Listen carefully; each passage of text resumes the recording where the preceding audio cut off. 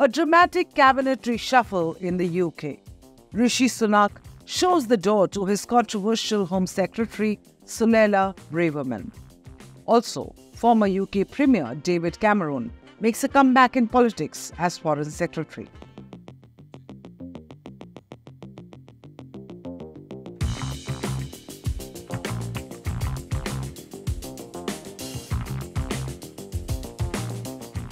On the first day as Britain's Foreign Minister, Cameron met with the Indian Foreign Minister S. Jaishankar.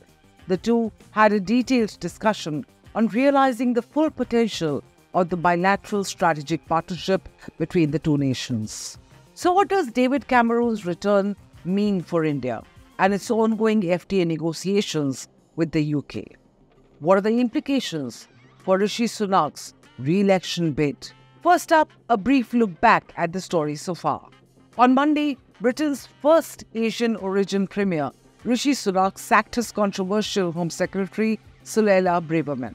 He also brought former PM David Cameron back into frontline politics as Foreign Minister. Braverman was ostensibly let go for her comments criticizing the quote-unquote lenient handling of pro-Palestine protests in the UK. She was seen as a key figure on the hard right wing of Sunak's party. Her vocal criticism of migration and multiculturalism, which have become increasingly common in Britain, earned her much controversy. Bringing Cameron back as Foreign Minister was seen as a move to cultivate a more measured, more mature and experienced image for the UK government on the world stage. But what will Cameron's return mean for India? As Prime Minister, from 2010 to 2016, Cameron was an advocate for a closer relationship with India. Cameron visited India in July 2010, just 2 months after he took office for the first time. He returned for 2 more visits in 2013 and hosted Prime Minister Modi for a summit in London in 2015. During his tenure, he pushed for increased trade and investment from the UK into India, particularly in infrastructure. His government signed a civil nuclear deal with India and also backed a closer defense partnership between the two countries. As PM, Cameron also backed a permanent seat for India in the UN Security Council. Are there any concerns? In one word, yes, China.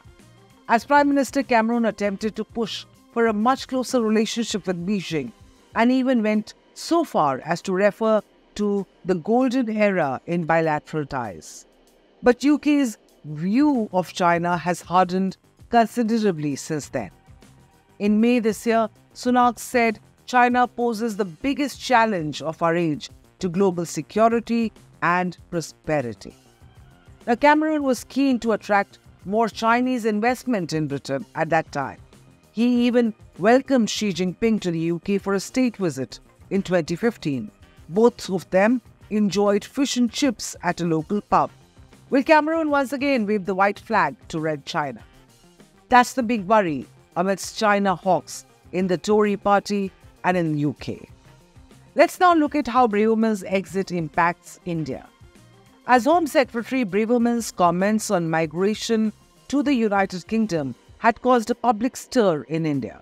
She had expressed fears that a trade agreement with India would lead to increased migration to the UK, even blamed Indians for being the largest group of people overstaying their visas. The Indian government pushed back amid concern that Braverman's position in the government would hold back the free trade agreement with the UK. FTA talks, however, continued despite her interventions. James Cleverly, who replaces Braverman as Home Secretary, is unlikely to take such a public stand contradicting the UK government's position.